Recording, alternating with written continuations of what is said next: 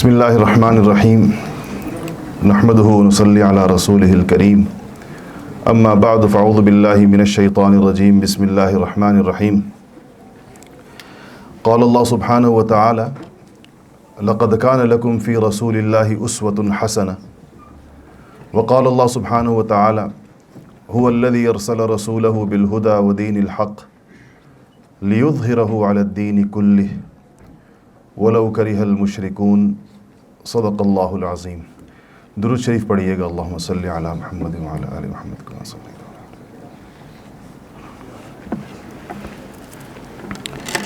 میرے عزیز دوستو، آج ہم ایک بہت ہی اہم موضوع کے اوپر ایک مختصر سی گفتگو کے لیے اور اس سے واقفیت اور اس سے آگاہی کے لیے جمع ہوئے ہیں۔ یہ ہماری دینی زندگی کی جیسے حیات کا اور اس کی زندگی کا سوال ہو۔ مسلمانوں کا پورا دین محمد مصطفیٰ صلی اللہ علیہ وسلم کی مبارک شخصیت کے گرد گھومتا ہے۔ یہ اللہ جل شانہ کا یہ انتخاب ہے، اللہ تعالیٰ کا فیصلہ ہے کہ اللہ کی بات اس کے بندوں تک اس کے نبیوں کے ذریعے جائے گی۔ اللہ جل شانہ براہ راست بھی کر سکتے تھے، ہر انسان کے دل کو براہ راست مخاطب کر سکتے تھے، ہر ایک کو ایک ہدایت ڈائریکٹ بھی جا سکتی تھی، لیکن یہ اللہ تعالیٰ کی حکمت ہے اور اللہ تعالیٰ کا فیصلہ ہے کہ اپنے بندوں ہی میں سے وہ ایک کسی شخصیت کو اپنے انتخاب کی بنیاد پر نبوت کے منصب سے سرفراز کر دیتے ہیں، نبوت کا تاج اس کے سر پر رکھ دیتے ہیں اور مخصوص قسم کی صفات اور خاص قسم کا مزاج اور پھر خود براہ راست اس کی تربیت فرماتے ہیں۔ دنیا میں تمام لوگ کسی نہ کسی انسان کے ذریعے تربیت پاتے ہیں، انبیاء علیہم السلام انسانوں کے ذریعے تربیت نہیں پاتے، وہ اللہ جل شانہ کی براہ راست نگرانی کے اندر ہوتے ہیں، اللہ تعالیٰ ان کی تربیت فرماتے ہیں اور پھر ان کو بھیجتے ہیں کہ اب جاؤ انسانوں کو میرا پیغام دو اور یہ بتاؤ کہ میں ان سے کس قسم کی زندگی چاہتا ہوں۔ اس بات کو سمجھنے سے پہلے ایک چھوٹی سی بات آپ سے اور عرض کر دوں تاکہ آپ اس سارے کو آپس کے اندر کنیکٹ کر سکیں، وہ یہ کہ بحیثیت مسلمان ہم یہاں جب بیٹھے ہوتے ہیں تو آپ کے ذہن میں یہ رہے کہ ہم جو ساری گفتگو کر رہے ہوتے ہیں وہ بحیثیت مسلمان کر رہے ہوتے ہیں۔ اگر آپ یہ فرض کر لیں کہ ہمیں غیر مسلموں کو نبوت سمجھانی ہے تو پھر ظاہر ہے کہ وہ ایک اور گفتگو ہے کہ ان کو کیسے بتایا جائے کہ اللہ کون ہے اور نبی کون ہے اور کیوں ہے اور فائدہ کیا ہے۔ یہ ہم جب آپس مسلمان بیٹھے ہوتے ہیں تو پھر ظاہر بات ہے کہ یہ چیز اس کی ضرورت نہیں ہوتی، کیا نبوت کی اہمیت بتائی جائے یا اس کی ضرورت بتائی جائے۔ ظاہر ہے مسلمان جس نے کلمہ پڑھ لیا تو اس کی اہمیت سمجھ لی ہے جب ہی کلمہ پڑھتا۔ لیکن یہ بات آپ کے ذہن کے اندر رہے کہ ہر مسلمان اس بات کو جانتا ہے کہ یہ جو زندگی اس کو ملی ہے یہ اللہ تعالیٰ کی طرف سے ایک امتحان ہے۔ یہ اس پودوں کی طرح کی زندگی نہیں ہے، نہ جانوروں کی طرح کی زندگی ہے، اور نہ یہ پتھروں اور پہاڑوں اور چٹانوں کی طرح کی زندگی ہے، نہ یہ زمین کی طرح کی اور آسمان کی طرح کی۔ جتنے بھی دنیا میں آپ کو چیزیں نظر آ رہی ہیں، انسان ان سے مختلف ہے بہت زیادہ۔ یوں تو یہ چیزیں ساری اپنے اپنے کاموں پر لگی ہوئی ہیں۔ آپ دیکھیں دنیا کی تمام مخلوق جو ہے وہ اپنی طرز سے زندگی گزارتی ہے۔ جانوروں کو آپ لے لیں، جانوروں کو اپنا ایک لائف سائیکل ہے، اس کے مطابق ان کی زندگی گزرتی ہے۔ آپ کسی اپنے پیٹس کو دیکھ لیں یا عام دوسرے جانوروں کو دیکھ لیں، انسان کا معاملہ مختلف ہے۔ سب سے پہلے تو ہمیں یہ تسلیم کرنا ہوگا کہ انسان ان باقی ساری چیزوں سے ایک مختلف، افضل، اشرف مخلوق ہے اللہ تعالیٰ کی، اور اس کا سب سے بڑا مختلف ہونا جو صرف دو ہی مخلوقات کو یہ حیثیت حاصل ہے کہ انسانوں کو اور جنوں کو، کہ ان کی زندگی جو ہے وہ اللہ جل شانہ کی طرف سے ایک امتحان ہے۔ آپ کو پتہ ہے جانوروں سے کوئی پوچھ گچھ نہیں ہے، پودوں سے نہیں ہے، کسی اور سے نہیں ہے، پہاڑوں سے نہیں ہے اور زمین و آسمان سے نہیں ہے، لیکن دو مخلوق ان کروڑوں اربوں کھربوں مخلوقات میں سے دو ایسے کہ ان کی زندگی کا حساب کتاب ہونا کسی اور کا نہیں ہونا۔ ان میں سے ایک انسان ہے اور ایک جن۔ جنات ہمیں نظر نہیں آتے لیکن ایک غیر مرئی مخلوق ہے، قرآن پاک میں اس کا تذکرہ ہے، ان کے نام پر پوری صورت ہے، اور جہاں اللہ تعالیٰ نے ذکر کیا ہے کہ ایک خاص طرز زندگی چاہیے تو وہاں انسانوں کے ساتھ جنوں کا بھی ذکر کیا کہ ہم دونوں سے مجھے خاص طرز زندگی چاہیے۔ اس خاص طرز زندگی کو عبادت کہتے ہیں۔ عبادت کا مطلب ہی یہ ہے کہ ایک خاص طرز زندگی وہ اللہ تعالیٰ کو درکار ہے۔ تو فرمایا کہ وما خلقت الجن والانس الا لیعبدون، کہ میں نے جنوں کو اور انسانوں کو ایک خاص طرز زندگی کے مطالبے کے ساتھ پیدا کیا کہ وہ اس کو پورا کریں گے۔ وہ طرز زندگی کیا ہے وہ نبی آ کر بتاتے ہیں، اور بہت تفصیل کے ساتھ بتاتے ہیں اور خود کر کے بھی دکھاتے ہیں۔ یعنی اس میں ایک تھیوری اور پریکٹیکل دونوں ساتھ ساتھ چلتے ہیں، جیسے آپ کی تعلیم میں چل رہے ہوتے دونوں، کہ آپ کے یہاں کچھ لیکچرز بھی ہو رہے ہیں اور لیب بھی ہو رہی ہے۔ انبیاء علیہ السلام کی زندگیاں بھی اسی انداز کی ہوتی ہیں، کچھ چیزیں بتا رہے ہوتے ہیں اور ساتھ ساتھ کر کے دکھا رہے ہوتے ہیں، دونوں شکلیں ان کی تعلیم کی ہوتی ہیں۔ ضروری نہیں کہ ہر چیز کر کے دکھائیں، کچھ چیزیں بتا کر بتاتے ہیں، کچھ آنے والے وقتوں کے حالات بھی بتاتے ہیں جو ان کی زندگی میں نہیں پیش آئے ہوتے، لیکن بتاتے ہیں کہ ایسے حالات آئیں گے اس وقت تم ایسے کرنا، ایسے حالات آئیں گے تم ایسے کرنا۔ جیسے آپ کبھی حدیثی کتابیں دیکھیں گے کبھی، تو اس کے اندر یہ زمانہ جتنا بڑھے گا اور قیامت کے حالات قریب آئیں گے، تو نبی کریم صلی اللہ علیہ وسلم نے قیامت کے قریب کے زمانے کی پیشن گوئیاں فرمائی ہیں کہ زمانہ ایسا آئے گا، پھر یہ ہوگا، پھر یہ ہوگا، مہدی آئیں گے، دجال آئے گا، یاجوج ماجوج آئیں گے، اور اس زمانے کے لوگ ایسے ہوں گے، لوگوں کی عادتیں ایسی ہوں گی، لوگوں کے اخلاق ایسے ہوں گے۔ یہ وہ ساری چیزیں ہیں جو انبیاء علیہ السلام بتاتے ہیں، اور اسی سے ان کی امت رہنمائی اور روشنی پاتی ہے۔ نبی کے علاوہ انسانوں کے پاس رہنمائی حاصل کرنے کا کوئی اور ذریعہ نہیں ہوتا، مسلمانوں کے پاس کوئی اور ذریعہ، بلکہ پوری انسانیت کے پاس کوئی اور ذریعہ نہیں۔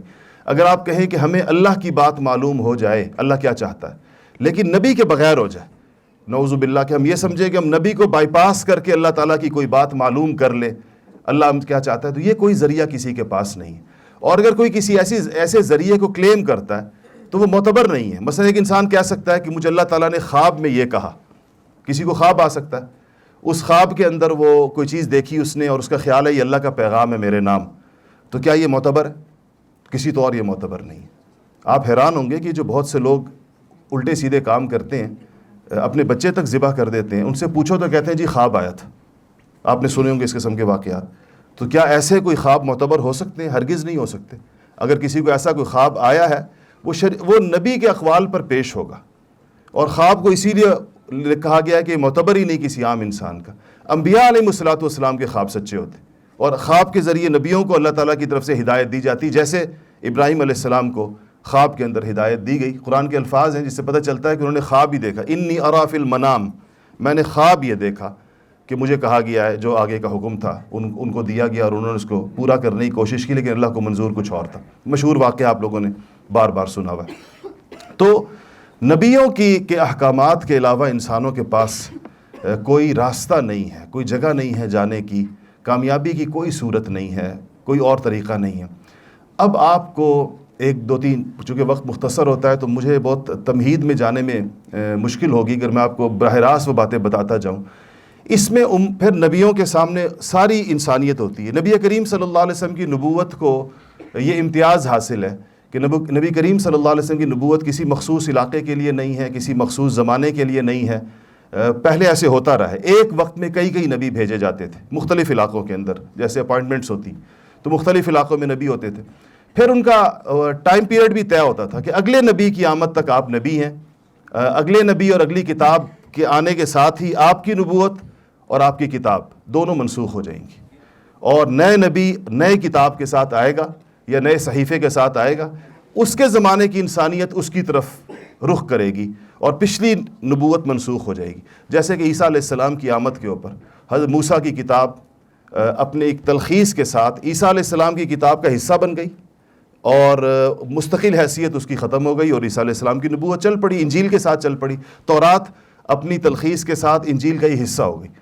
اور پھر محمد مصطفیٰ صلی اللہ علیہ وسلم کی تشریف آوری کے اوپر انجیل کے احکامات کا ضروری خلاصہ وہ قرآن شریف کے اندر آ گیا، اور انجیل کی الگ انفرادی حیثیت منسوخ ہو گئی، اور عیسیٰ علیہ السلام کی نبوت بھی نبی کریم صلی اللہ علیہ وسلم کی نبوت کے اوپر یعنی یہ نئی نبوت آ گئی۔ عیسیٰ علیہ السلام آسمانوں کی طرف اٹھا لیے گئے زندہ، اور وہ ایک زمانے کے اندر واپس آئیں گے، لیکن نبوت کے ساتھ نہیں، نبی ہوں گے لیکن نبوت لوگوں کے لیے قابل عمل دستور کی شکل میں، شریعت کی شکل میں نہیں لے کر آئیں گے۔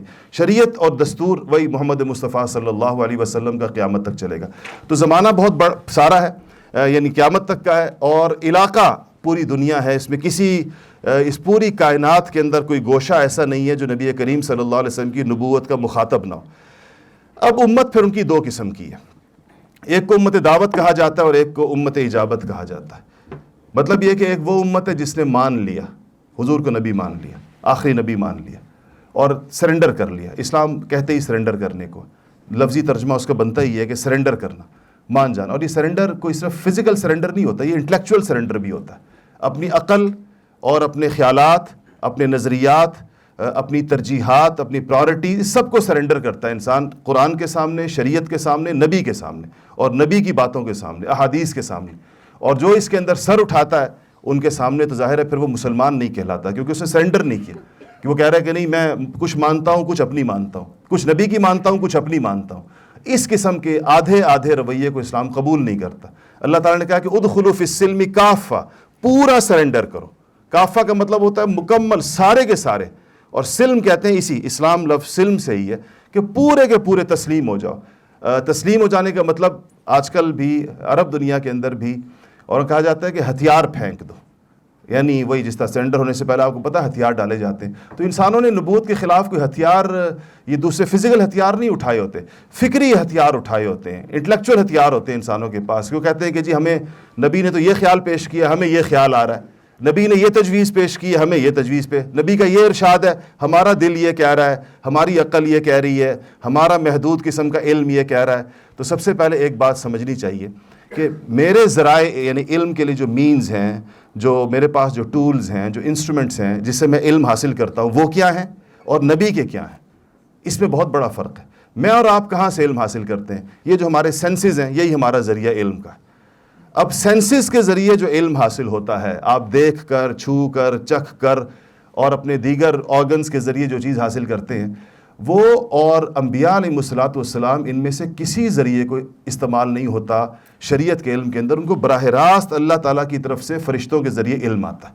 جبرائیل امین کا کام ہی یہی تھا، ان کو امین کہتے ہی اس لیے ہیں، یعنی جبرائیل کے پاس، آپ تو امین اس کو کہتے ہیں جس کے پاس پیسے رکھوائے جائیں اور وہ خیانت نہ کرے، اس کو امین کہتے ہیں۔ تو جبرائیل کے پاس کس نے پیسے رکھوائے ہوں گے؟ جنہوں نے واپس کر دیے تو امین ہو گئے۔ جبرائیل امین اس لیے کہلاتے ہیں کہ اللہ تعالیٰ نے ان کو جو علم دیا کہ جاؤ محمد مصطفیٰ صلی اللہ علیہ وسلم تک پہنچاؤ، اس میں انہوں نے کوئی خیانت نہیں کی، اس میں کوئی گڑبڑ نہیں کی کہ اللہ کی بات کو ادھر ادھر کر کے حضور تک لائے ہوں۔ جیسی اللہ تعالیٰ نے ان کو دی، سیدھی اللہ تعالیٰ کی نگرانی میں لا کر حضور کے دل کے اوپر اتاری۔ قرآن سے پتہ چلتا ہے کہ اترتا دل پر تھا، اعلیٰ قلبک کے الفاظ ہیں قرآن میں، ان کے دل پر اتاری۔ اب نبی کا ذریعہ علم یہ ہو کہ وہ براہ راست، اچھا جبرائیل کی آمد کے علاوہ بھی وحی کی شکلیں ہیں، یعنی وحی کہتے ہیں اس پیغام کو جو آسمانوں سے آتا ہے، ضروری نہیں کہ وہ فرشتے کے ذریعہ ہے، قرآن شریف میں اس کی اور شکلیں بھی ہیں۔ مثلا موسیٰ علیہ السلام کے بارے میں ہے کہ ان کو براہ راست آواز آئی تھی، فرشتے کا ذکر نہیں، درخت سے آواز آئی تھی۔ کوہ طور پر وہ گئے تھے تو ان کو براہ راست تجلی ہوئی تھی، انہوں نے دیکھی تھی، وہ بے ہوش ہو گئے تھے، اس کی تاب نہیں لا سکے تھے۔ تو نبیوں کو اللہ تعالیٰ خواب کے ذریعے بھی احکامات بھیجتا ہے، جیسے ابھی میں نے ابراہیم علیہ السلام کے خواب کا ذکر کیا۔ اللہ تعالیٰ براہ راست ان کے دل کے اندر بھی ڈالتا ہے، اس کو الہام کہتے ہیں، وہ اللہ تعالیٰ دل میں ڈالتا ہے ان کے نبیوں کے، وہ بھی بالکل درست خیالات ہوتے ہیں۔ فرشتے کو بھی اللہ استعمال کرتے ہیں۔ قرآن میں ایک لفظ من وراء الحجاب آتا ہے کہ پردے کے پیچھے سے۔ اب یہ پردے کے پیچھے سے کیا شکلیں ہوتی ہیں نبیوں سے اللہ تعالیٰ کی گفتگو کرنے کی، تو سچی بات یہ ہے کہ ہم اس کی تمام شکلیں نہیں جان سکے کہ وہ کیا ہے۔ لفظ تو ہے من وراء الحجاب، حجاب پردے کو کہتے ہیں، ورا کہتے ہیں پیچھے کو۔ تو قرآن کے الفاظ یہ ہیں کہ ہم اپنے نبیوں سے پردے کے پیچھے سے بھی مخاطب ہوتے ہیں، ان کے ساتھ بات کرتے ہیں، ان کو باتیں پہنچاتے ہیں۔ تو یہ ان کے ذرائع علم ہیں۔ اب آپ بتائیں کہ انسان اپنی اس کوتاہ سی، آپ کی سارے سینسز کتنے کوتاہ ہیں، کتنے مختصر ہیں، اس کا اندازہ اس سے لگائیں کہ آپ کو ماشاءاللہ آنکھیں ہم سب کو دی ہیں اللہ نے، دیوار کے پیچھے نظر نہیں آ رہا، بس آنکھ کی رینج اتنی ہے کہ سامنے کوئی چیز ایسا کھڑی ہو جائے تو وہاں اس کا مسئلہ ختم ہو جاتا ہے۔ اور سننے کی طاقت اتنی کمزور ہے کہ ہمیں اس کی ضرورت پیش آ رہی ہے درمیان میں، کیونکہ اگر میں ویسی بولوں گا تو وہ آخر میں جو اوپر لوگ بیٹھے میری بات نہیں، آپ بھی شاید نہ سن سکیں، میری آواز ویسی بہت کم ہے۔ اور بولنے کی طاقت اتنی محدود ہے کہ مجھے اس کی ضرورت بولنے کے لیے اور آپ کو اس کی ضرورت سننے کے لیے۔ ہم اتنی محدود قسم کی اپنی صلاحیتوں کے ساتھ، اچھا ہم اپنی اس بولنے کی طاقت کی محدودیت تو مانتے ہیں کیونکہ وہ دیکھ رہے ہیں، ہم اپنی سننے کی صلاحیت کی محدودیت ہی مانتے ہیں کیونکہ دور کی آوازیں نہیں آ رہی ہوتی۔ اپنے دیکھنے کی صلاحیت کے محدود اور لمیٹڈ ہونے کو مانتے ہیں کیونکہ آگے نظر نہیں آ رہا ہوتا. لیکن ایک بڑی غلط فہمی ہمیں یہ لاحق ہو جاتی ہے کہ ہم سمجھتے ہیں کہ ہماری عقل کی کوئی حد نہیں ہے اور ہماری عقل جو ہے وہ محدود نہیں ہے. حالانکہ عقل سارا کچھ لے انہی چیزوں سے رہی ہے, یعنی دیکھنے بولنے انہی سینسز سے عقل اپنا مقدمہ بنا رہی ہے, انہی سینسز سے عقل اپنا بیانیہ بنا رہی ہے. جب سینسز محدود ہیں تو عقل لامحدود کیسے ہو سکتی ہے؟ اگر ایک گاڑی جو ہے وہ پیٹرول کے ذریعے چل رہی ہے اور پیٹرول محدود ہے تو گاڑی کی رفتار غیر محدود کیسے ہو سکتی ہے؟ کہ آپ کہیں نہیں میں 50 لیٹر کے اوپر میں جو نا 10 کروڑ میل چلوں گا, تو آپ کو ہر ایک سمجھائے گا کہ 50 لیٹر کی ایک حد ہے, یا آپ کو یہاں تک لے کر جائے گا, یا آپ کو اس جگہ تک پہنچائے گا, یا آپ کو اس سے آگے نہیں پہنچا سکتا. ہم ماننے کو تیار نہیں. ہم کہتے ہیں نہیں, ہم ایک محدود چیز کے ذریعے سے حاصل کردہ صلاحیت سے لامحدود سفر طے کریں گے. اب ہم عقل کے ذریعے بتائیں گے کہ آسمانوں کے مرنے کے بعد کیا ہوگا.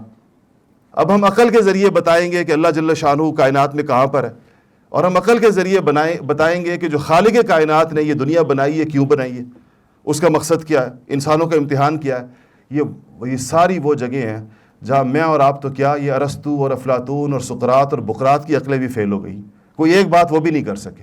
آپ کبھی اس پر, میں پولیٹیکل سائنس کا اسٹوڈنٹ رہا ہوں اور میں نے اسی میں ماسٹرز کیا, اور یہ ہم نے فلسفے اس کی جو ابتدائی چیزیں ہوتی ہیں اس کے اندر پڑھا, اور وہ ایسا لگتا تھا جیسے ہم کوئی لطائف پڑھ رہے ہیں. ان بیچاروں نے ان مسئلوں کو حل کرنے کی کوشش کی کہ اپنی عقل کے ذریعے سے کہ کیا ہو سکتا ہے, انسان کیوں پیدا ہوا.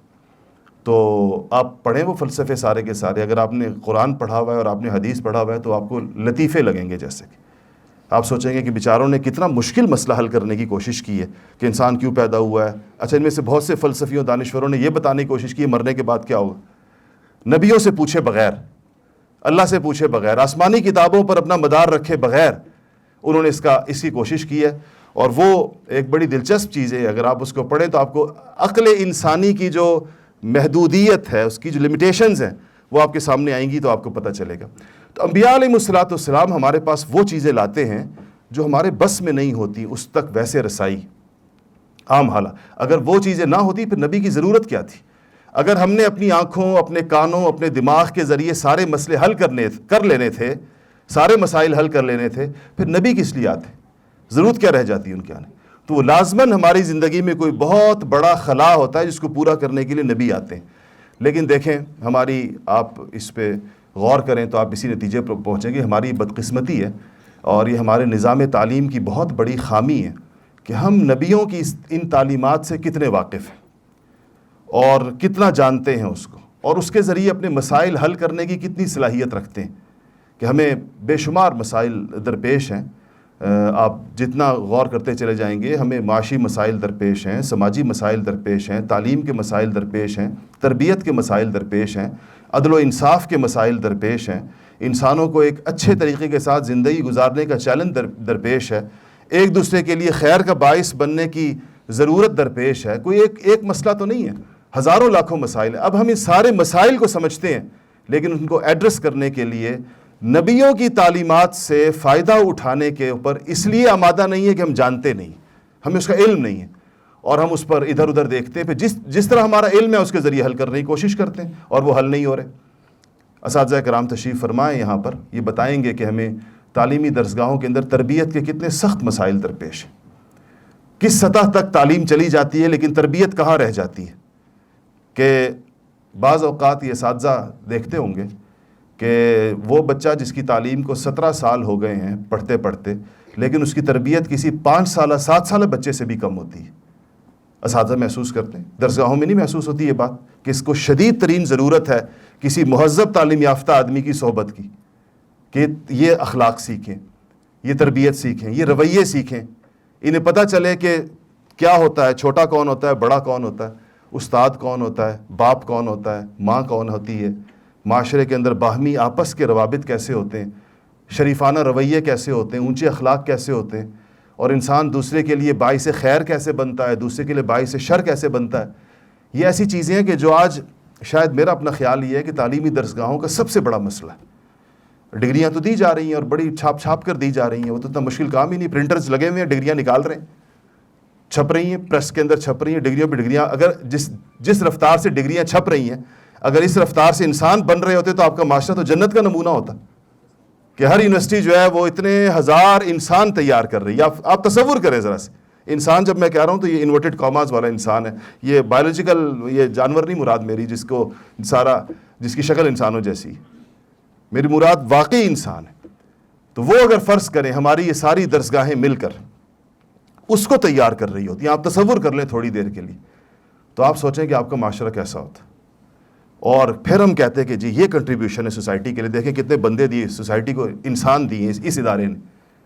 یہ سوال, میں بھی ایک تعلیمی ادارہ ہی چلاتا ہوں اور اللہ کا فضل و کرم ہے, کیا چلاتا کیا ہوں, اس کا ایک خادم ہوں, چلاتے تو اللہ تعالیٰ ہیں, پھر ہمارے یہ رفقاء ہیں اسباب کے درجے میں ویسی, لیکن اس کے اندر بھی ہزاروں لوگ اس سے وابستہ ہیں. تو یہ چیلنج میرے لیے بھی ہے اور یہ چیلنج آپ لوگوں کے لیے بھی ہے کہ ہم میں سے ہر ایک سے اگر یہ سوال ہو کہ تم لوگوں کو جو ادارے امانت کے طور پر دیے گئے تھے اس نے کتنے انسان تیار کیے, پیش کرو, سامنے لے کرو. پیش کر غافل کچھ کیا ہے, پیش کر غافل اگر کچھ دفتر میں ہے, ایسے اقبال کا ایک شعر ہے کہ ذرا اپنا اعمال اس طریقے سے پیش کرے. تو آپ سوچیں کہ تعلیمی اداروں کو چاہے وہ جس سطح کے بھی ہوں اور جتنے بھی مہنگے ہوں اور جتنے بھی نامور ہوں, ان کو کتنی بڑی ایک آزمائش پیش آ جائے گی. تو انبیاء علیہ الصلوۃ والسلام کی تعلیمات کے بغیر جو ہم نے مسائل زندگی حل کرنے کی کوشش کی ہے اس میں ہم برے طریقے سے ناکام ہوئے اور پوری دنیا ناکام ہوئی ہے. آپ سوچیں کہ میں آپ کو 2-3 باتیں بتاتا ہوں, اس سے آپ کو اندازہ ہو جائے گا. یہ جب سوویت یونین کا فال ہو رہا تھا جس زمانے میں, تو ظاہر بات ہے کہ اس کی بڑی بنیادی وجہ ان کی معاشی ناکامی تھی.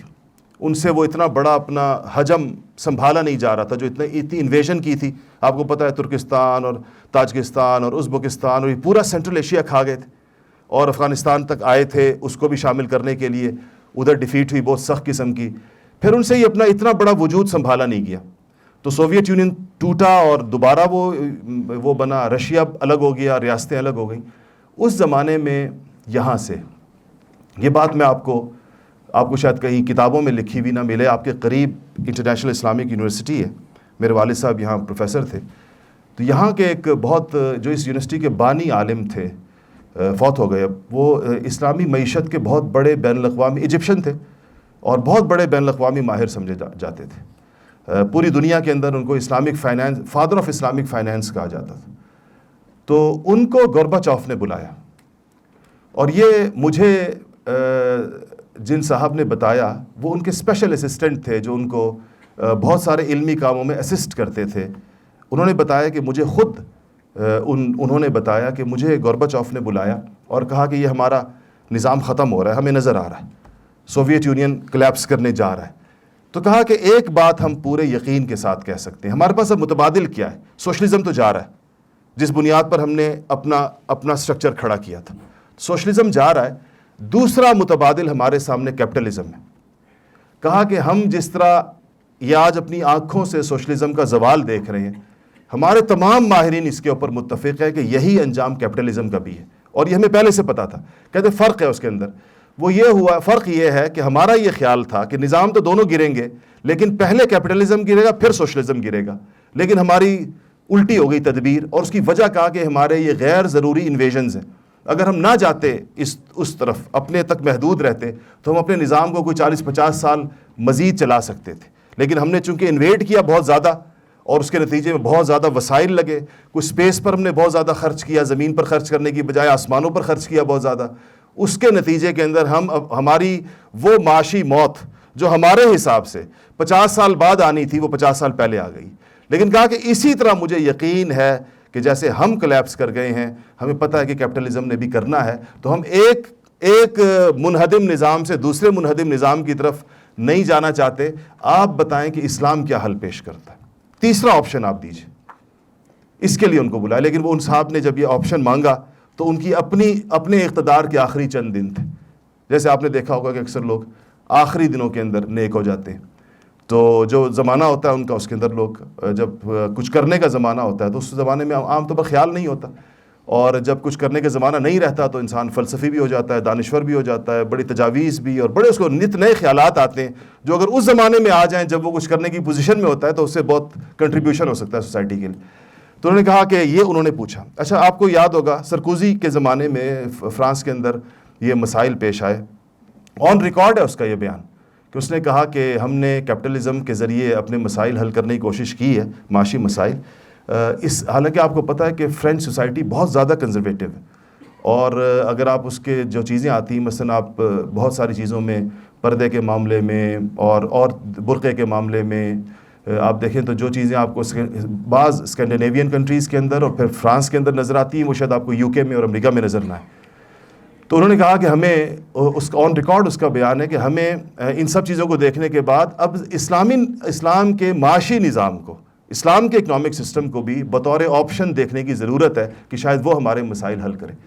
دیکھیں ان کے پاس تو ظاہر ایمان نہیں ہے تو وہ ایک آپشن کے طور پر لیتے ہیں، لیکن مسلمانوں کے پاس تو اسلام کی چیزیں بطور آپشن نہیں ہیں، بلکہ ایک اوبلیگیشن ہے ان کے اوپر، ایک لازمی چیز ہے ان کے اوپر کہ ان کے لیے یہی رستہ ہے اور یہی صورت ہے.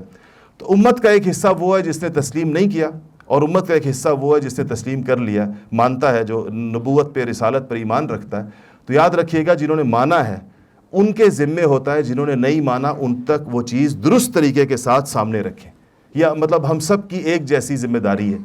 اس میں میری ذمہ داری کسی بھی اعتبار سے آپ سے زیادہ نہیں ہے، کیونکہ مجھے کوئی الگ سے اللہ تعالیٰ کا حکم نہیں آیا، مجھے بھی وہی حکم ہے جو سارے مسلمانوں کو ہے، مجھے بھی ہے اور آپ کو بھی ہے.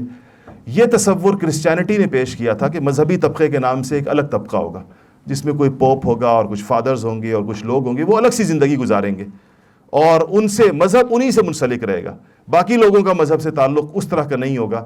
اسلام میں ایسا کوئی تصور نہیں ہے. ہم سارے کے سارے اس ذمہ داری کے اندر شریک ہیں. تو اب انسانیت کے سامنے ایک نقشہ رکھنا ہے، انسانیت کے سامنے ایک کردار رکھنا ہے، انسانیت کے سامنے ایک نمونہ رکھنا ہے. تو آپ بتائیں جب یہ رکھنا ہو کسی نے تو اس کے لیے کیا محمد مصطفیٰ صلی اللہ علیہ وسلم سے زیادہ جامع کوئی چیز ہو سکتی ہے؟ ان سے زیادہ بڑی کوئی شخصیت ہو سکتی ہے؟ ان سے زیادہ اعلیٰ کوئی کردار ہے جو رکھا جا سکتا ہو سامنے؟ ان سے زیادہ بہترین اور جامع کوئی شخصیت اور کوئی پلان اور کوئی پروگرام ہو سکتا ہے جو دنیا کے سامنے رکھا جائے اور اس یقین کے ساتھ رکھا جائے کہ اس کے اوپر کوئی بندہ کہیں پر ہاتھ نہیں رکھ سکتا؟ اگر کوئی ہاتھ رکھتا ہے اور آپ اس جگہ کا دفاع نہیں کر سکتے تو وہ میری اور آپ کی کم علمی اور جہالت ہوتی ہے. یہ نہیں کہ اس مسئلہ حل نہیں ہوتا. مثلا کوئی بندہ اعتراض اٹھاتا ہے، میرے پاس سارا دن یہ نوجوان آتے ہیں کہ میری فلاں سے بات ہو رہی ہے، انٹرنیٹ پہ چیٹ ہو رہی ہے اور اس نے یہ اعتراض کر دیا ہے، اسلام پر کر دیا ہے، نعوذ باللہ نبی کریم صلی اللہ علیہ وسلم پہ کر دیا ہے. تو وہاں کیا چیز آتی ہے آڑے؟ جہالت آڑے آ جاتی ہے. کیا جواب دے؟ ہمیں خود نہیں پتہ، ہمیں تو خود اس مسئلے کا علم نہیں ہے. تو یہ مسئلے اگر ہمیں اس نبی کریم صلی اللہ علیہ وسلم پر ہونے والے اعتراضات کا جواب نہ آئے تو وہ ہماری جہالت ہوتی ہے، وہ آپ کی شخصیتی کمی نہیں ہوتی. نعوذ باللہ وہ آپ کی شخصیت میں اللہ تعالیٰ نے کوئی ایسی چیز نہیں رکھی کہ بندہ کہے کہ دنیا کے سامنے ان کو ہمیں پیش کرنے میں، پورٹرے کرنے میں ہمیں کوئی مسئلہ درپیش ہے.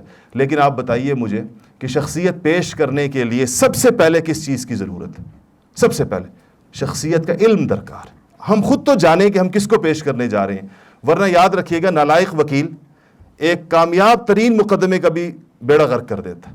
اگر ایک مقدمہ بڑا مضبوط ہو عدالت کے اندر لیکن اس کو پیش کرنے والا وکیل بہت نالائق ہو تو یقین ہوتا ہے لوگوں کو یہ مقدمہ ہارے ہی ہارے.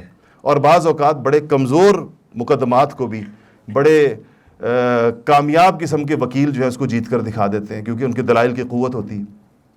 وہ ایک وکیل تھے پاکستان کے اندر بڑے مشہور، بہت عرصہ وہ گزر کے، اے کے بروہی ان کا نام تھا. ان کے بارے میں ایک جج، ان کے نام پر یہاں کوئی روڈ بھی ہے، اے کے بروہی روڈ ہے، اس نام سے کم آپ کو یاد رہے گا. ایک جج ان کے بارے میں تبصرہ کر رہے تھے، لکھا انہوں نے کہا کہ جب یہ عدالت میں کھڑے ہوتے تھے اور دلائل دیتے تھے تو ہم جو ججز بیٹھے ہوتے تھے جو ان کے دلائل سنتے تھے ہمیں ایسا لگتا تھا کہ یہ صرف یہ نہیں بول رہے دلیل، ایسا لگتا تھا یہ دروازہ بھی دلیل دے رہا ہے، چھت بھی دلیل دے رہی ہے، پنکھا بھی دلیل دے رہا ہے، دیوار بھی دلیل دے رہی ہے، کرسیاں بھی دلیل دے رہی ہیں. سما باندھ دیتے تھے دلائل کا عدالت کے اندر. ججز مسحور ہو جاتے تھے جیسے کسی نے ان کو بالکل کہ کوئی ان کے اوپر سحر طاری کر دیا. اور اس لیے ظاہر ہے کہ انہوں نے اپنی زندگی کے اندر سب سے بڑا ریکارڈ رہا مقدمات کو جیتنے کا کہ ججوں کی عقل معاف ہو جاتی تھی ان کے دلائل کے سامنے. تو وہ دستور کے، چونکہ عدالتوں میں مقدمے پاکستان کے دستور کی بنیاد پر دائر ہوتے ہیں تو دستور پاکستان کے بہت بڑے ماہر تھے. لوگ کہتے تھے یہ حافظ ہیں دستور کے، یاد ہے ان کو سارا، جس طرح حافظوں کو قرآن یاد ہوتا. تو ہم بھی نبی کریم صلی اللہ علیہ وسلم کے نمائندے ہیں اور آپ کی شخصیت کو پوری انسانیت کے سامنے پیش کرنے کے ذمہ دار ہیں. لیکن آپ بتائیں کہ ہمارے پاس دلائل کی نوعیت کیسی ہے؟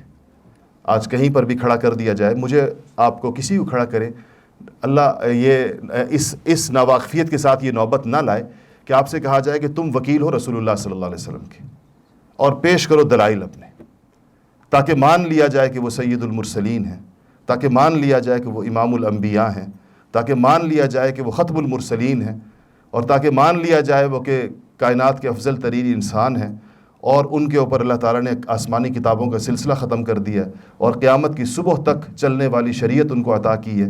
کوئی بندہ کہے کہ یہ سب ہم ماننے کو تیار ہیں، آپ دلیل دیجئے، آپ بتائیے، تو ہم میں سے کتنے لوگ ہیں اس ہال میں سے جو کھڑے ہو کر کہے کہ جی میں بتاتا ہوں؟ آپ پوچھئے، میں بتاتا ہوں۔ اور اگر ہم نہ کر سکیں تو آپ بتائیں کہ یہ ہم حضور اکرم صلی اللہ علیہ وسلم کے وفادار غلام کہلانے کے لائق ہیں؟ جب ہم دیکھ رہے ہیں کہ چاروں طرف سے ان کی طرف ایک سنگ باری جاری ہے، ایک تیر اندازی جاری ہے، اور ہر قسم کی جاری ہے۔ دنیا کے اندر گستاخانہ خاکے بنائے گئے یا نہیں بنائے گئے؟ جو بلیس فیمس کیریکیچرز تھے، بنائے گئے یا نہیں بنائے گئے؟ دنیا کے اندر ان کی ذات کے اوپر آپ اعتراضات دیکھیں، کتابیں لکھی جا رہی ہیں اور تصنیفات لکھی جا رہی ہیں، ایک ایک چیز کو نشانہ بنایا جا رہا ہے، اور وہ کتابیں مسلمان نوجوانوں کو پڑھائی جا رہی ہیں۔ آپ یہاں یہ جو آپ جس علاقے میں ہیں، یہ انسٹیٹیوشنز ہیں سارے کے سارے، آپ کبھی سروے کیجئے کہ ان انسٹیٹیوشنز کے اندر کہاں کہاں پر اسلامک سٹڈیز کی کتابیں جو ہیں وہ غیر مسلم مصنفین کی پڑھائی جا رہی ہیں۔ یعنی اب نبی کریم صلی اللہ علیہ وسلم کا تعارف ہمیں غیر مسلم کرائیں گے، وہ بتائیں گے کہ تمہارے نبی کون تھے اور تمہارے نبی کس شان کے حامل تھے۔ آپ خود بتائیں، جب وہ آپ کو بتائیں گے تو کیا وہ آپ کے سامنے درست نقشہ پیش کریں گے جس کو خود نہیں مانا انہوں نے؟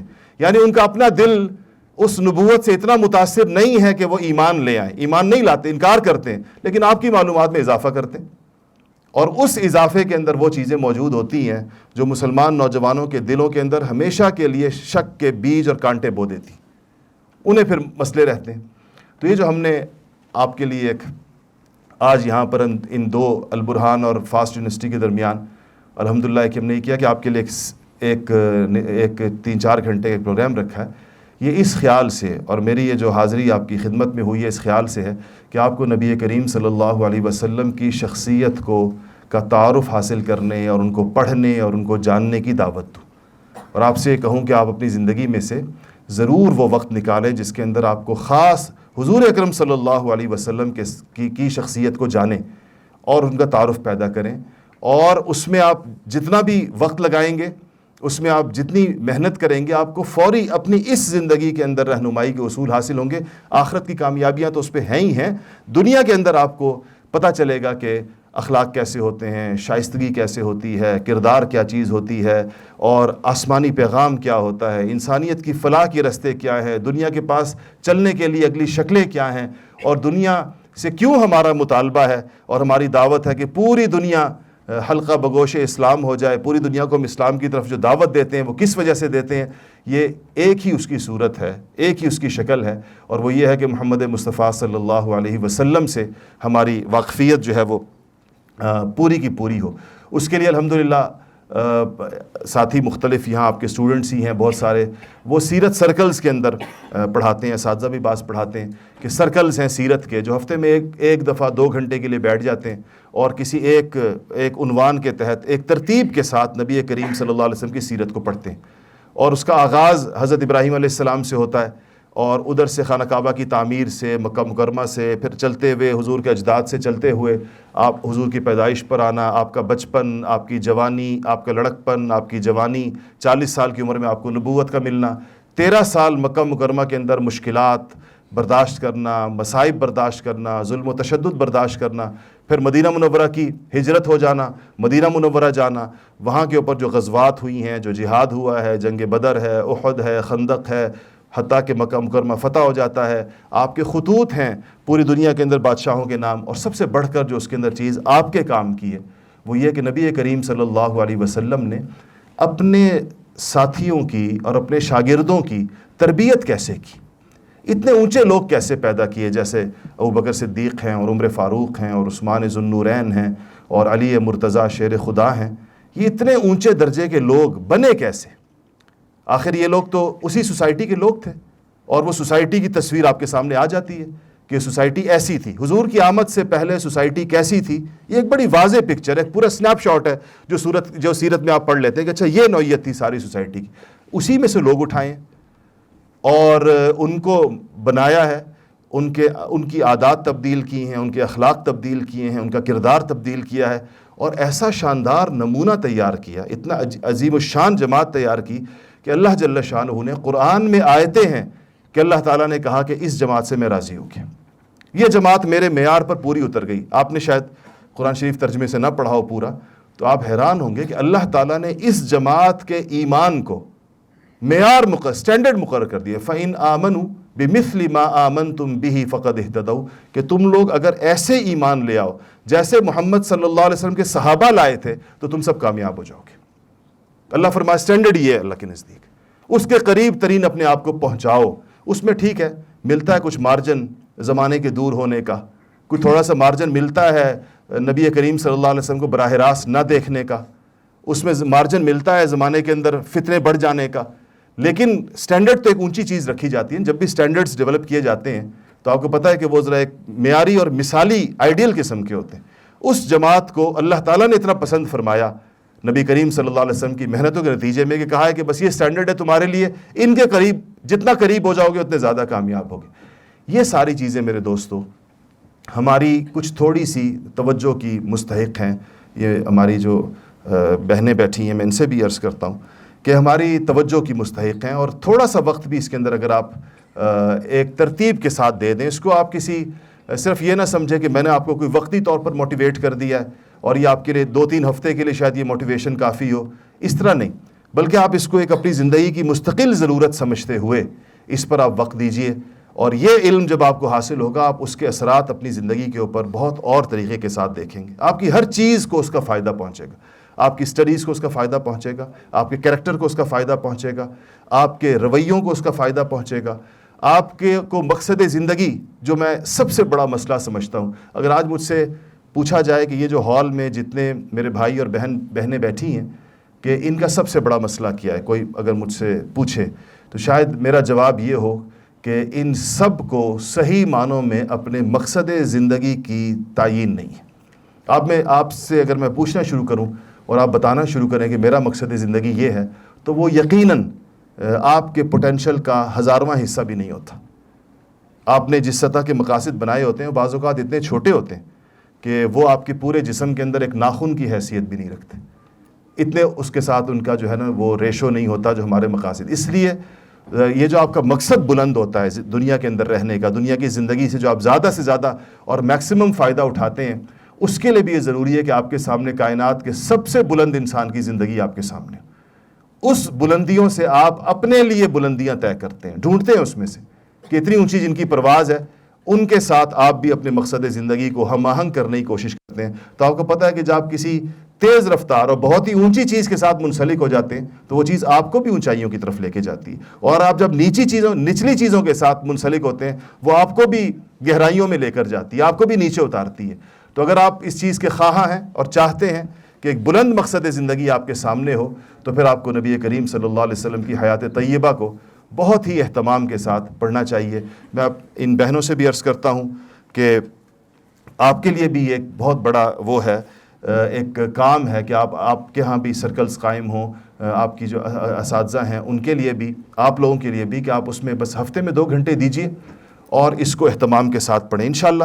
یہاں پر ایک تو آج باہر جو ہے وہ ایک ایگزیبیشن ہے، انہوں نے کوشش کی ہے کہ سیرت کے جو اہم واقعات ہیں اس کو ماڈلز کی شکل میں تیار کیا گیا، تو ماڈلز کی شکل کے اندر چیز بہت آسانی سے سمجھ آ جاتی ہے۔ اگر میں ابھی یہاں کھڑے ہو کر آپ کو کوئی چیز سمجھانا چاہوں سیرت کی، تو مثلا ابرہہ کا واقعہ ہے، اس نے حملہ کیا، اگر میں آپ کو وہ سمجھانا چاہوں تو مجھے اس کے اوپر بہت وقت لگ جائے گا، لیکن اگر وہ ایک ماڈل کی شکل میں آپ کے سامنے رکھ دیا جائے اور ایک اچھا سمجھانے والا بندہ، تو شاید آپ سیرت کے 200 صفحات کو 10 منٹ کے اندر اس سے گو تھرو ہو جاتے ہیں۔ آپ کو 200 صفحات پڑھنے والا جو علم ہے وہ ایک ماڈل کو اچھے طریقے سے ایکسپلین کرنے والا بندہ کھڑا ہو تو وہ آپ کو حاصل ہو جاتا ہے۔ تو ایک تو یہاں پر الحمدللہ آپ کے لیے سیرت ایگزیبیشن کا اہتمام ہے، آپ ضرور اس میں اہتمام سے جائیے، اور صرف اتنا نہیں کہ آپ اس کو سن لیں، میری خواہش یہ ہوگی کہ آپ اس کو اتنا سیکھ لیں کہ اگر آپ کو کھڑا کر دیا جائے اس کے اوپر تو آپ اس کو بہت ہی خوبصورتی کے ساتھ ایکسپلین کر سکیں.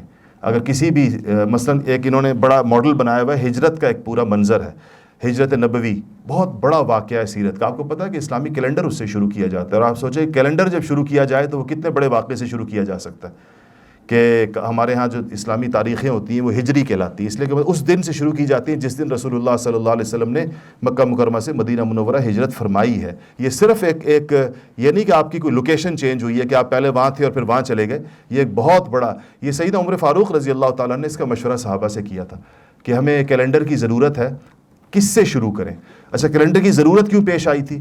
وہ اس لیے پیش آئی تھی کہ خطوط جاتے تھے مدینہ منورہ چونکہ دارالخلافہ تھا، تو عراق فتح ہو گیا، مصر فتح ہو گیا، شام فتح ہو گیا، علاقے فتح ہو گئے، قیصر و کسریٰ کی حکومتیں ختم ہو گئیں.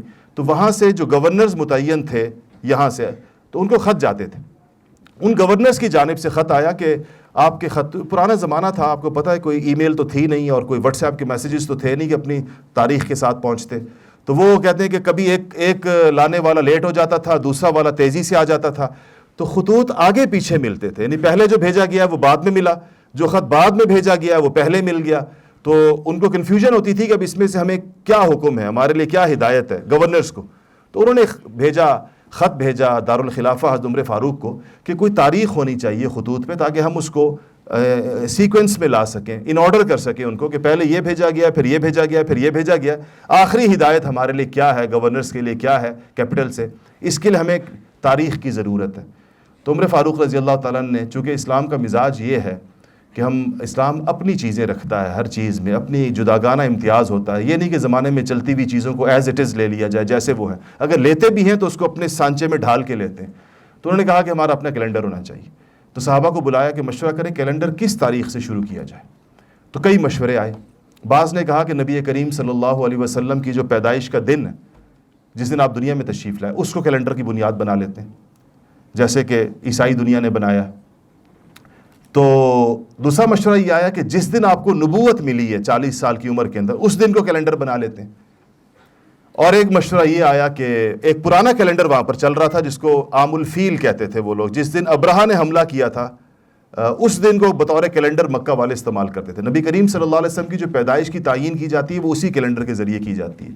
ہماری ساری سیرتی کتابوں میں لکھا ہے کہ آپ عام الفیل میں پیدا ہوئے، اس سال پیدا ہوئے جس سال ابرہہ نے مکہ مکرمہ کو گرانے کی نیت سے حملہ کیا تھا، جس کا ذکر، جس پر ایک پوری مختصر سی صورت قرآن شریف کے اندر موجود ہے. وہ کیلنڈر تو آلریڈی ایگزسٹنگ تھا وہاں پر، مکہ مکرمہ میں چل رہا تھا ان کے نزدیک. مدینہ منورہ کے اپنے کیلنڈر تھے، یہ سب چیزیں سامنے موجود تھیں. مدینہ میں یہود بھی تھے، ان کے اپنے کیلنڈر تھے. تو آپ نے فرمایا، یہ سارے مشورے سامنے رکھ کر آپ نے کہا کہ ان میں سے سب سے بڑا ایونٹ اگر کوئی ہے جس کا اسلام کی تاریخ پر سب سے بڑا اثر ہے تو وہ ہجرت ہے. عمر فاروق نے کہا نبی کریم صلی اللہ علیہ وسلم کی جو ہجرت ہے وہ آپ کے نبی کی جو ذات تشریف ایک ذات نبوت ہے اور ایک کار نبوت، نبی کا کام ہے. تو کہا کہ ایک تو نبی کریم صلی اللہ علیہ وسلم کی ذاتی تشریف آوری ہے، ظاہر ہے بہت بڑی نعمت ہے انسانیت کے لیے، اس سے بڑی نعمت کیا ہو سکتی ہے. لیکن جس مقصد کے لیے آپ آئے تھے اس مقصد کے اعتبار سے سب سے بڑی چیز ہجرت ہے، انہوں نے کہا، ان مقاصد کے حصول کے لیے. تو اس لیے ہجرت کو حضرت عمر فاروق نے صحابہ کے مشورے سے مسلمانوں کے کیلنڈر کی تعیین کے لیے استعمال کیا، اور اس دن سے یہ آج تک چل رہا ہے کہ یہ. تو اگر ہجرت کا، میں کہنے کا مقصد یہ تھا کہ ہجرت کوئی معمولی چیز نہیں ہے. اور سچی بات یہ ہے کہ مجھ سے اور آپ سے کوئی پوچھے کہ ہجرت کیا ہے تو شاید ہم بس یہی کہیں گے کہ نبی کریم صلی اللہ علیہ وسلم مکہ مکرمہ سے چلے تھے اور مدینہ تشریف لے گئے تھے. ہمارے نزدیک ہجرت اس ایک جملے کا نام ہے، اور صحابہ کے نزدیک ہجرت اتنی بڑی چیز تھی کہ اس سے کیلنڈر کا آغاز کیا.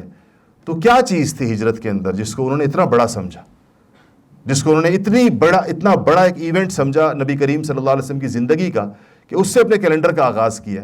ہم اس سے اس لیے واقف نہیں ہوتے کہ ہم سیرت نہیں پڑھتے اور اس کی تفصیلات نہیں پڑھتے. تو میں نے اس کے اس طرح ماڈلز کے اندر ایک ہجرت کا ماڈل بھی ہے. تو اگر ایک اچھا بیان کرنے والا، ایک اچھا ایکسپلین کرنے والا، سمجھانے والا، وہ اس ماڈل پہ کھڑے ہو کر 15-20 منٹ کے اندر کسی کو ہجرت سمجھانے میں کامیاب ہو جائے تو یہ کئی 100 صفحات کا مطالعہ گویا کہ چند منٹوں کے اندر ہو جاتا ہے. اس سیرت ایگزیبیشن کا مطلب یہ تھا کہ آپ کے سامنے، کیونکہ مجھے تھوڑا سا اندازہ ہے کہ میرا خیال یہ ہے کہ زیادہ پڑھنے سے آپ میں سے بیشتر لوگوں کو بہت زیادہ مناسبت نہیں ہوگی. آج کل کا جو زمانہ ہے کہ آپ صفحات پڑھنے کا اور کتابیں پڑھنے کا دور ختم ہوتا جا رہا ہے، تو اور بھی شکلیں ہو سکتی ہیں آپ کو اس سے واقفیت کی. تو اس سلسلے میں یہ ایک ماڈل سی ایگزیبیشن ہے. یہ ہم الحمدللہ رفاع یونیورسٹی کے اندر بھی ہوئی. تو ہمارے بہت ہی مہربان دوست ہیں وائس چانسلر صاحب وہاں کے، باقی فیکلٹی. تو مجھے ساتھیوں نے بتایا کہ ہم نے 4 بجے تک ٹائم رکھا تھا، لیکن فیکلٹی آئی ساری اور دیکھی تو انہوں نے کہا کہ آپ اس کو قائم رکھیں. لوگ گھروں کو گئے، اپنے بچوں کو لے کر پھر دوبارہ واپس آئے، اور انہوں نے وہاں پر آ کر پھر دوبارہ سے ان کو ہمارے بچوں کو بھی پتہ ہے، تو فیکلٹی ممبرز اپنے گھروں سے فیملی لے کر آئے دوبارہ کہ ان کو ہمارے بچوں کو پتہ چلے اس سیرت کو، ایک تیز رفتار گو تھرو جو پوری سیرت کے ساتھ ہے. تو الحمدللہ اس سے آپ ضرور فائدہ اٹھائیں. اور جو فائدہ اٹھانے کی چیز میں نے عرض کی کہ سننے پر اکتفا نہ کریں، اس طرح سنیں کہ اگر کوئی اس صاحب کو، بولنے والے صاحب کو ہٹا دے اور آپ کو کھڑا کر دے وہاں پر، تو آپ ان سے زیادہ خوبصورت طریقے سے اس کو بیان کر سکیں. کیونکہ ہو سکتا ہے آپ کی صلاحیت زیادہ ہو بولنے کی، آپ کی صلاحیت زیادہ ہو کہ اچھے طریقے سے ایکسپلین کرنے کی. اس خیال سے اس کو دیکھیں اور اس کی تفصیلات جانیے، دلچسپی لیں اس کی چھوٹی چھوٹی چیزوں میں، تاکہ آپ اس کو بیان کرنے کی اور اس کو بتانے کی صلاحیت آپ کے اندر پیدا ہو جائے. انہوں نے کہا کہ انشاءاللہ یہاں سیرت سرکلز جو مختلف جگہوں پر شروع ہوں گے، تو اس کے اندر یہاں پر آپ کے لیے سرکلز جگہ جگہ انشاءاللہ، اس کی مجھے پوری تفصیل تو معلوم نہیں ہے. آپ لوگ پھر کیا ترتیب ہوگی ان کو بتانے کی؟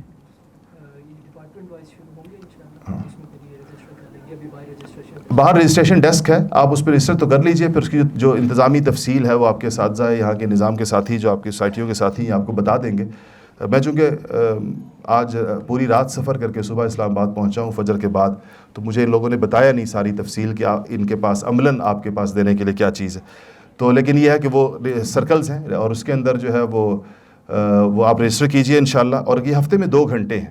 اس کو اس نیت سے، میں اس میں نیت کو خاص طور پر بار بار لا رہا ہوں، اس نیت سے آپ اس کے اندر وقت دیجئے کہ آپ خود اس کے ایک داعی بن سکیں، آپ خود اس کو بیان کرنے کی صلاحیت پیدا ہو. کیونکہ اس وقت اس پوری انسانیت کو بیان کرنے والے لوگ چاہیے. آپ لوگ جائیں گے، دیکھیں آپ جتنے لوگ میرے سامنے بیٹھے ہیں اور یہ جتنی بہنیں بیٹھی ہیں، آپ میں سے بہت سے لوگ دنیا میں جائیں گے. آج آپ کے کتنے سارے ساتھی ہیں یہاں پر جو ہمارے تعلیمی سلسلوں سے، وہ کوئی کینیڈا میں بیٹھا ہوا ہے، کوئی یورپ میں بیٹھا ہوا ہے، کوئی کوریا میں بیٹھا ہوا ہے، کوئی چائنا میں بیٹھا ہوا ہے. جا رہے ہیں پوری دنیا میں. آپ نے جانا ہے، کوئی ایم ایس کرنے جائے گا، کوئی پی ایچ ڈی کرنے جائے گا.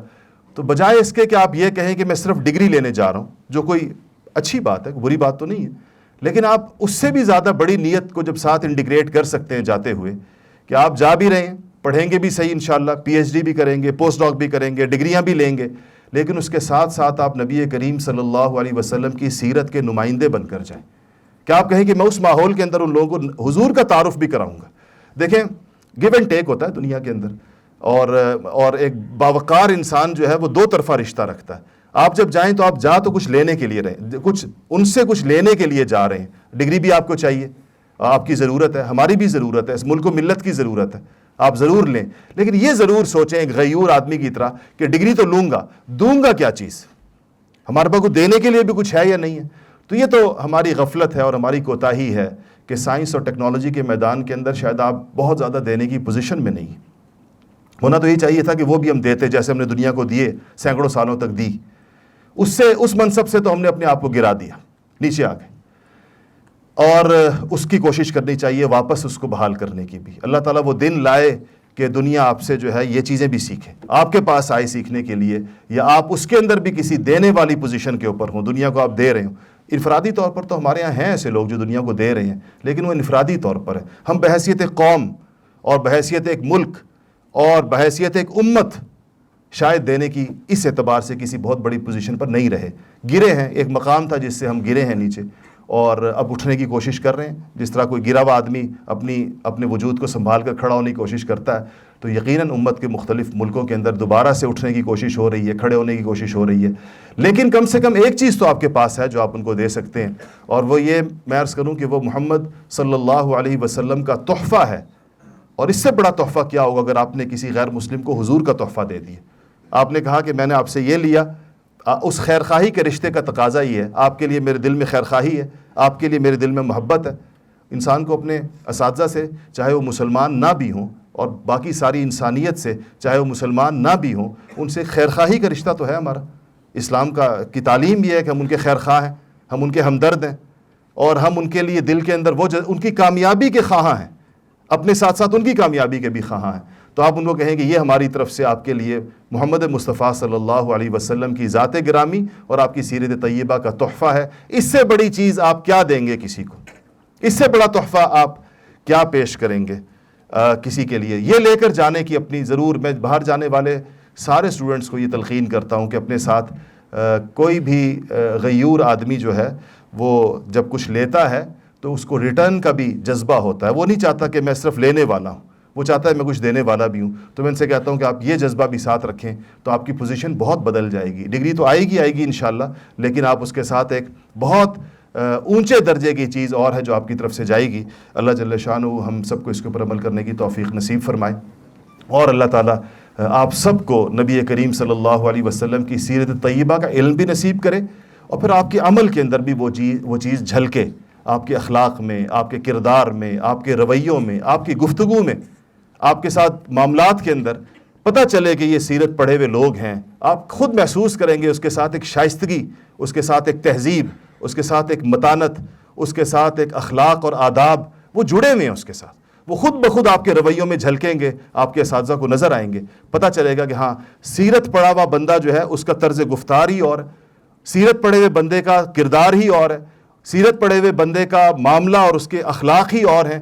اصل تو یہ عملی چینجز لانی ہے، لیکن عملی چینجز کے لیے علم کی ضرورت ہوتی ہے. اس سے علم کے طور پر سرکلز کو پیش کیا گیا ہے، اور عمل آپ اس کو عمل کی نیت سے پڑھیں، اور وہ عمل آپ دیکھیں گے کہ آپ کے خود اپنے ماحول میں سب سے پہلے آپ کو کیسے فائدہ پہنچاتا ہے، آپ کے اپنے ماحول کو کتنا شائستہ اور کتنا مہذب بناتا ہے. وہ آپ کے سامنے خود عملی چیزیں آ جائیں گی. اللہ تعالی ہم سب کو عمل کی توفیق نصیب فرمائے. وآخر دعوانا الحمدللہ رب العالمین.